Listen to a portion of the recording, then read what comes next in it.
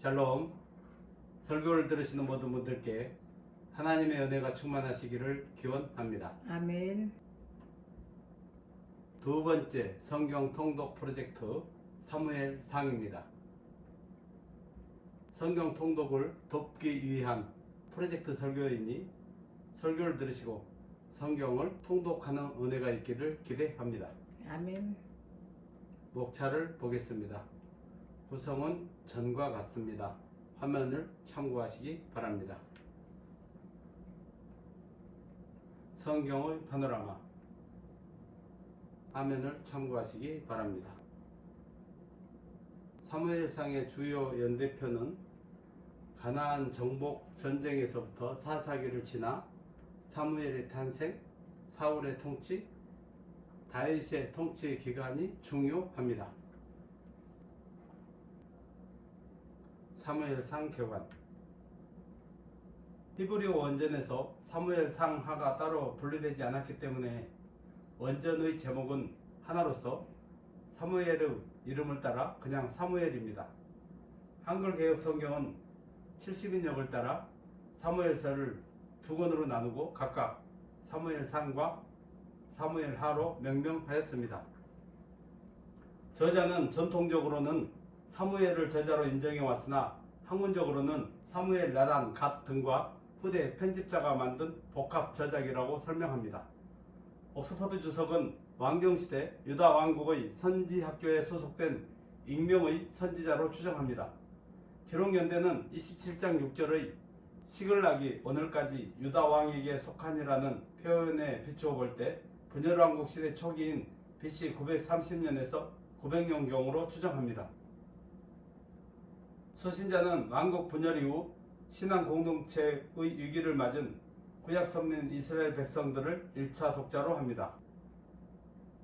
주요 내용은 이스라엘 통치 체제가 사사를 중심으로 한 부족 연합 체제에서 왕정 체제로 이양되는 과정의 중요 인물 세 사람 사무엘, 사울, 다윗의 역할과 활동을 하나님의 구속사적 섭리하에 설명합니다.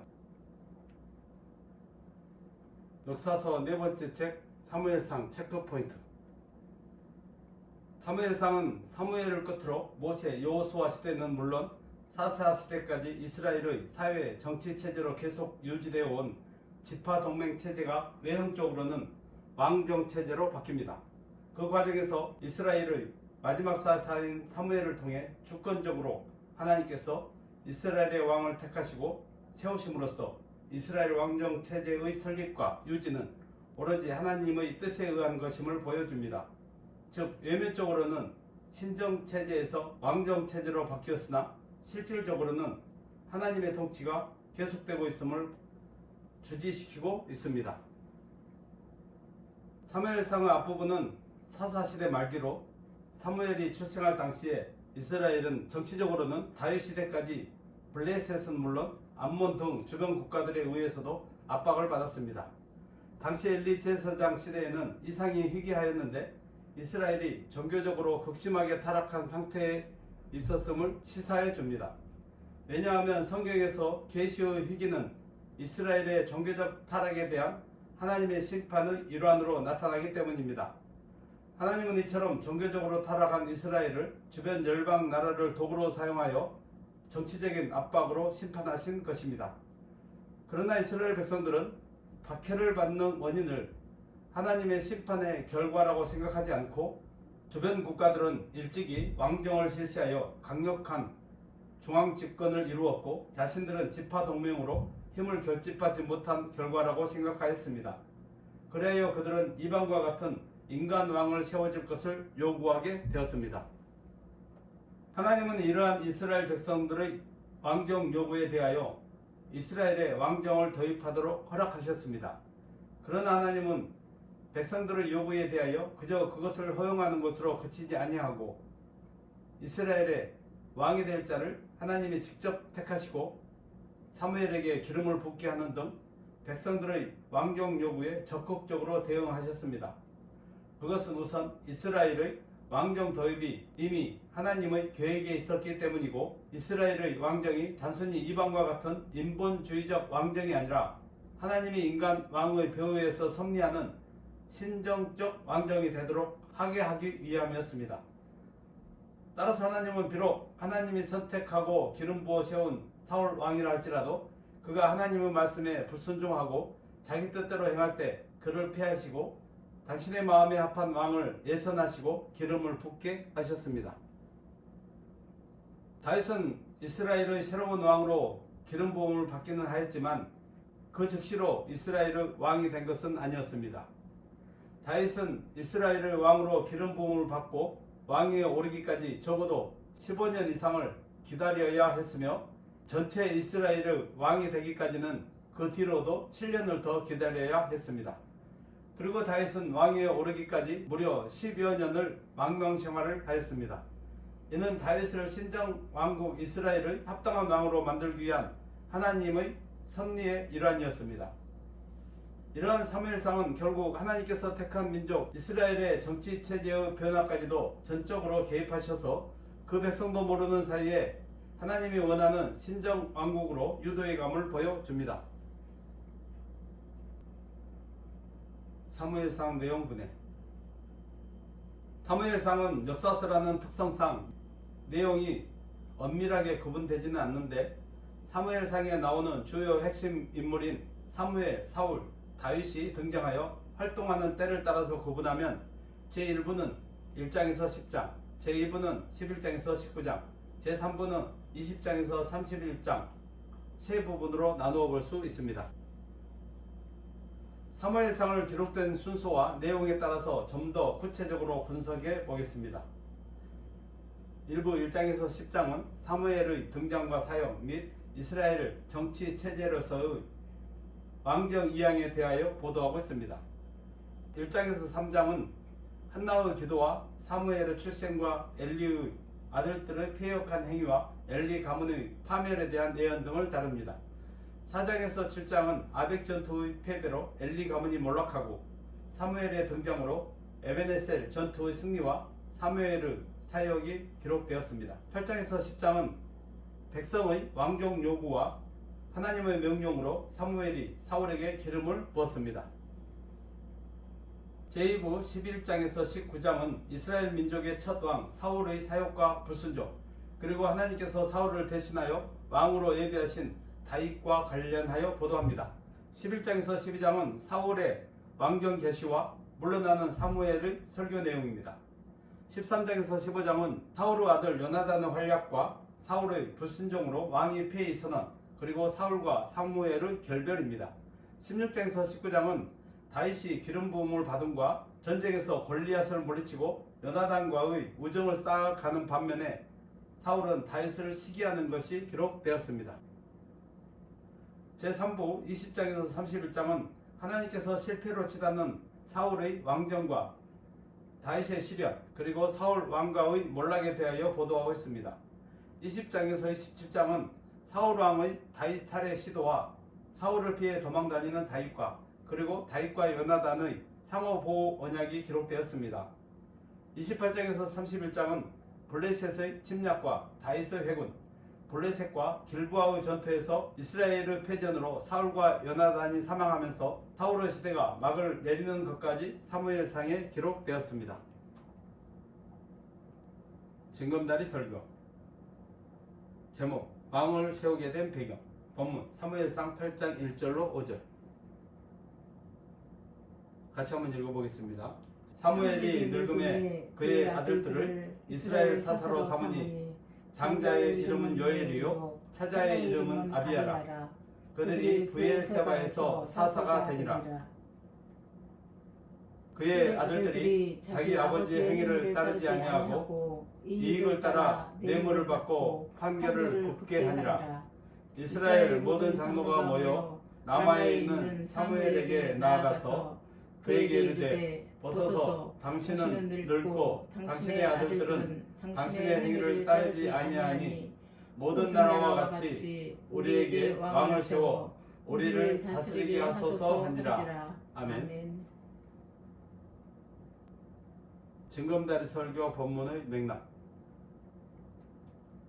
사무엘상 제1부인 1장에서 10장은 이스라엘 신정왕국 탄생의 3파 역할을 수행했던 사무엘의 등장과 사역 및 이스라엘 정치체제의 왕정체제로서 이양에 대하여 보도하고 있습니다.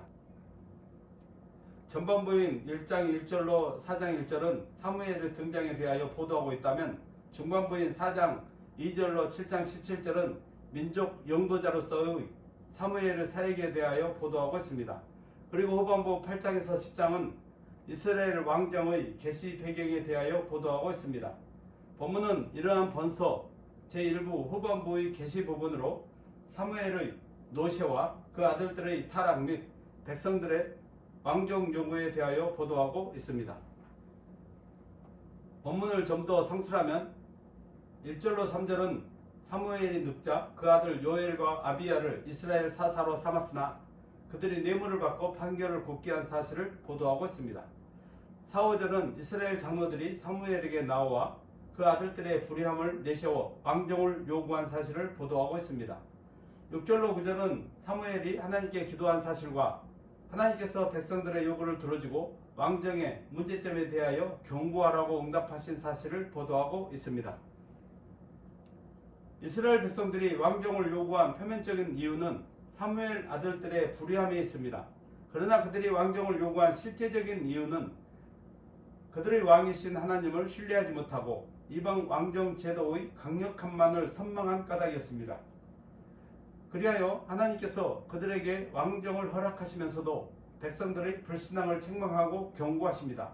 그것은 이스라엘 백성들이 자신들이 당한 외세에 의한 압제를 하나님께 대한 자신들의 불신앙과 죄에서 찾지 아니하고 통치체제라는 외적인 요소에서 찾았기 때문에 책망하신 것이었습니다. 사실 하나님은 이미 오래전부터 때가 되면 이스라엘에 왕을 세울 계획을 갖고 계셨습니다. 즉 하나님의 책망은 백성들의 왕정 요구가 아니라 그들의 하나님의 통치에 대한 불신에 있었습니다. 징검다리 설교 본문의 포인트 및 적용. 1절로 3절의 노년의 사무엘은 자신의 아들들을 이스라엘의 사사로 삼았습니다. 그러나 사무엘의 아들인 요엘과 아비야는 그 아비 사무엘의 행위를 따르지 않았습니다. 즉 사무엘의 아들들은 자신의 이익을 따라서 백성들로부터 뇌물을 취하고 옳은 판결을 멀리하고 불의한 판결을 내렸습니다. 그러나 아들들의 행위로 인해 하나님의 책망을 받았던 엘리와는 달리 사무엘은 하나님께 책망을 받지 않았습니다. 이는 사무엘이 엘리와는 다르게 자기 자녀들을 올바른 신앙인으로 양육하고자 노력했다고 볼 수 있습니다. 다만 사무엘의 노력과 바람에도 불구하고 그 자녀들은 아비의 의로운 행위를 본받지 않은 것입니다. 적용을 해보겠습니다. 훌륭한 하나님의 사람이라고 해서 그의 자녀들도 반드시 신앙의 사람으로 사는 것은 아닙니다. 그리고 외적인 조건과 환경이 좋다고 신앙이 좋은 것도 아닙니다. 하나님을 믿는 신앙은 인간의 외적인 조건이나 환경과 비례하는 것이 아닙니다. 성도의 신앙은 외적인 조건이나 환경이 보장해주지 않습니다. 그렇기 때문에 성도는 언제 어디서나 어떠한 형편과 처지에서도 하나님을 뜨겁게 사랑하고 섬기는 자세를 가지고 살아야 합니다. 아멘. 성도는 아무것도 의지하지 말고 홀로 하나님 앞에 서서 쉼없이 신앙의 경주를 경주해야 합니다. 아멘. 이 3절의 핵심은 과연 이스라엘의 정치체제가 어떻게 해서 신정에서 왕정으로 이양하게 되었는가를 설명하는 것입니다. 여기서 제시하는 단초는 사무엘의 두 아들이 사무엘이 지켰던 순수 신앙의 계승 없이 그 직분만을 세습했다는 것입니다. 이미 엘리의 불량한 두 아들이 엘리의 뒤를 이어 제사장 직분을 수행했을 때 엘리 가문은 물론 나라마저 결단이 나는 불행을 맞이했습니다. 그런데 신앙의 족장들은 무조건 장자에게 믿음의 가계를 상속하지 않았습니다. 예를 들어 아담은 가인 대신 셋에게, 아브라함은 이스마엘 대신 이삭에게, 이삭은 에서 대신 야곱에게 했습니다. 또 이스라엘의 가장 위대한 왕 다윗도 많은 아들이 있었지만 상속 순서상 뒤쪽에 있던 솔로몬에게 왕위를 물려주었습니다. 적용을 해보겠습니다. 성도는 고정관념과 간섭을 새롭게 하여 자녀들에게 권력이나 돈을 물려주려고 해서는 안됩니다. 자녀에게 승계를 해주어야 할 정말 중요한 것은 권력이나 돈이 아니라 정신이요 순수 신앙입니다. 아멘. 정신이 살아있고 하나님을 향한 순수한 믿음이 있다면 재산을 넘겨주지 않아도 그는 하나님의 은혜로 성공한 인생을 살아가게 될 것입니다. 아멘. 이것을 잘 아는 탈무드에서는 아이들에게 고기를 잡아주기보다 고기 잡는 법을 가르치라고 했습니다. 그러므로 이제라도 돈, 자리, 권력을 물려주려고 하기보다 하나님을 향한 순수 신앙을 자녀들에게 물려주어 자녀들이 하나님의 은혜와 축복을 받아서 인생을 성공적으로 살 수 있게 하는 성도들이 되시기를 바랍니다. 아멘. 5절을 보면 이스라엘 모든 장로들은 남아에 있는 사무엘에게 나와와서 사무엘의 늙었음과 그의 아들들의 불우한 행위를 내세워 지금까지 하는 다른 제도인 왕정 제도를 요구하였습니다. 이스라엘 장로들은 사무엘 배후에서 역사하시는 하나님을 보지 못하고 인간 왕을 요구한 것입니다. 지금까지 이스라엘을 통치한 것은 사무엘이 아니라 전적으로 사무엘을 도구로 사용하셨던 하나님이셨습니다. 하나님은 어떠한 경우에도 변치 않으시는 절대자이시며 전능자이시기 때문에 사무엘이 늙고 더 이상 이스라엘을 통치할 수 없다고 해서 하나님의 통치가 중단되는 법은 없습니다. 이스라엘 백성들은 하나님의 사람, 그 배후에서 섭리하시는 하나님의 손길을 깨닫지 못했습니다. 적용을 해보겠습니다. 하나님의 간섭이 곳곳에서 여러 가지 방법으로 나타나고 있음에도 불구하고 세상 사람들은 어떤 일에 대한 성패의 원인을 자연적인 현상이나 인간의 지식과 과학 그리고 행운의 유무 등에서 찾습니다. 그리고는 이스라엘 백성들이 사무엘에게 거듭해서 왕정 제도를 요구하듯이 인간의 노력을 최대한 동원하여 그것을 극복하려고 했습니다. 이는 사건의 배후에 계시면서 섭리하시는 하나님의 손길을 깨닫지 못하는 어리석은 행동입니다. 하나님을 알지 못하는 사람들의 눈에는 정녕 살아계신 하나님은 보이지 않습니다. 그러므로 불확실한 시대를 살아가는 오늘날 성도들에게 요구되는 바는 보이지 않는 하나님을 보는 믿음의 눈입니다. 그러한 신령한 영안을 가질 때 비로소 성도는 하나님의 뜻에 온전히 부응하는 삶을 살 수 있게 됩니다. 아멘. 사무엘의 두 아들 요엘과 아비야가 범한 죄가 결코 작지 않다는 것을 감안하더라도 5절의 이스라엘 장로들의 요구는 지나친 면이 있습니다. 즉 하나님이 직접 다스리시는 신정을 거부하고 세속적 왕정을 요구하는 것은 지나친 면이 있다는 말입니다. 사무엘이 불쾌하게 생각한 것도 바로 이러한 이유였습니다. 하지만 일견 생각해보면 지도자의 실수는 지극히 사소한 것이라도 일파만파의 평지풍파를 일으키는 면이 있습니다. 오늘날 정치인 가운데서도 말 한마디 잘못해서 요직에서 낙마하는 일을 자주 볼 수 있습니다. 아무리 잘 나가는 자리도 지극히 사소한 말 한마디의 잘못으로 문제를 일으키고 신상을 그르치게 될 만큼 지도자의 실책은 중요합니다. 적용을 해보겠습니다. 세상에서도 지도자의 자리는 매우 중요한데 영혼의 생명과 관계된 교회의 지도자의 위치야 얼마나 더 중요하겠습니까? 그래서 야고보서 기자는 지도자 된 이들이 말 한마디라도 얼마나 세심하고 주의해서 해야 하는지를 역설하고 있습니다. 또 사도 바울은 교회의 지도자를 세우는 일을 매우 엄격하고 신중하게 할 것을 주문했습니다. 그러므로 교회를 앞장서 하는 지도자 된 성도들은 사람들이 자신의 작은 실책 하나를 지나치게 질타한다고 해도 원망하지 말고 자기가 더 주의하고 조심해야 합니다. 그 자체로는 지극히 작은 일일 수 있지만 교회 공동체 전체에 어마어마한 타격을 줄 수 있기에 성경은 지도자 된 이들이 주의해야 할 것을 주문한 것입니다. 그러한 점을 깊이 생각해서 말과 행실을 또 조심해서 하는 지도자들이 되시기를 간절히 바랍니다. 아멘. 사무엘상 교훈. 사무엘의 잉태와 탄생 배경을 보여주는 엘가나 집안의 이야기는 외면적으로만 보면 지방에 거주하는 한 레위인 집안의 이야기로 보일 수 있습니다. 그러나 이 이야기는 구약 선민 이스라엘의 사회 정치 체제가 대전환을 이루는 과도기에 사역할 하나님의 종을 하나님께서 미리 예비하신 사건을 기록한 것입니다. 즉 하나님은 인간 그 누구도 미처 깨닫지 못하고 있을 때 한 작은 집안의 일상사를 통해 당신이 이미 예고하신 대로 이스라엘의 사회 정치 체제를 왕정으로 이양할 준비를 하셨던 것입니다. 이러한 사실은 하나님의 구속사는 거창한 사건 속에서만 진행되는 것이 아니라 한 집안의 일상사를 통해서도 진행됨을 깨닫게 해줍니다. 따라서 성도들은 지금 자신의 삶도 하나님의 구속사의 연속임을 생각하며 매 순간 하나님 앞에서 행하는 자세로 살아야 할 것을 교훈해 줍니다. 아멘. 사무엘은 영적으로 암울한 시대적 상황 속에서도 경건함을 상실하지 아니하고 하나님의 사람으로 반듯하게 성장하였습니다.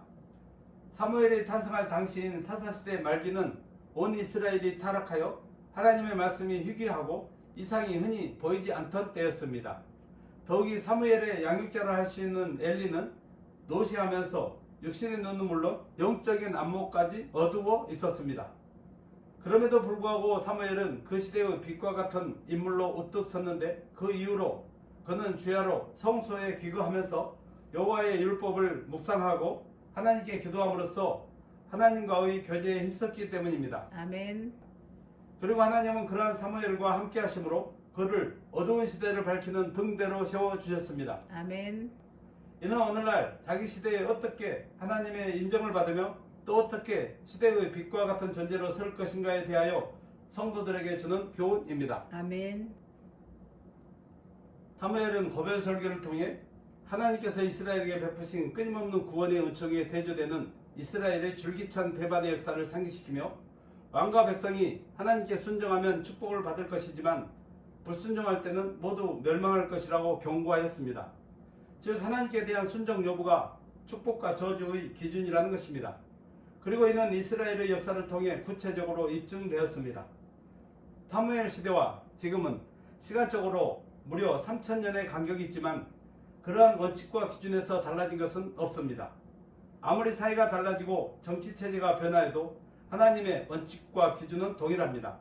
성도는 이렇게 분명한 역사 인식을 가져야 합니다. 성경을 통해 그리고 세상의 역사를 통해 성도가 앞으로 나아갈 분명한 방향은 오직 너희 마음을 다하여 여호와를 섬기라는 말씀으로 설정해야 함을 교훈해 줍니다. 아멘. 하나님을 의지하며 진실하게 행한 다윗이 오히려 악신의 지배를 받는 사울에 의해 핍박을 받아 고난을 받은 사실은 성도들 역시 세상에서 고난을 받을 수밖에 없음을 가르쳐줍니다. 18장 이후에 거듭 나타나는 바 하나님이 함께 하시는 사람인 다윗과 자신의 범죄로 인해 하나님께 버림받은 바 된 사울의 갈등 관계가 성립하게 된 것은 1차적으로는 다윗에 대한 사울의 시기에서 비롯된 것입니다.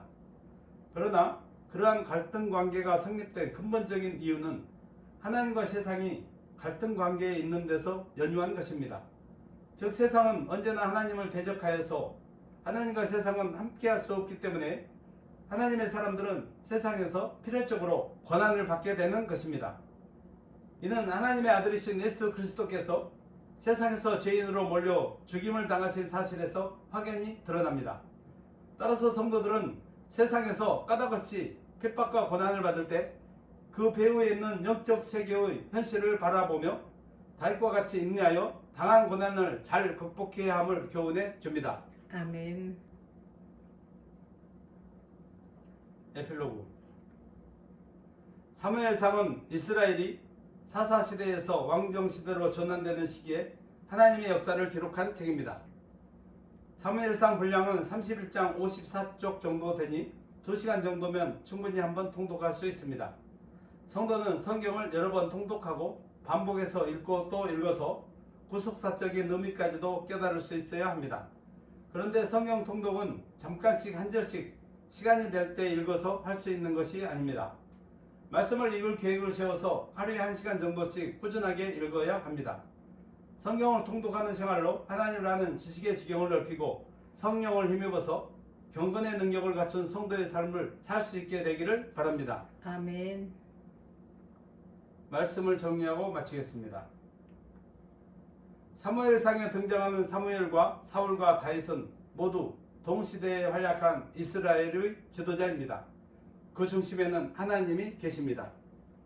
세 사람의 결국은 하나님의 말씀에 순종하는 자는 복을 받아 귀히 쓰는 그릇이 되고 불순종하는 자는 버림을 받아 고통을 당하다 망한다는 진리를 교훈해주고 있습니다. 아멘.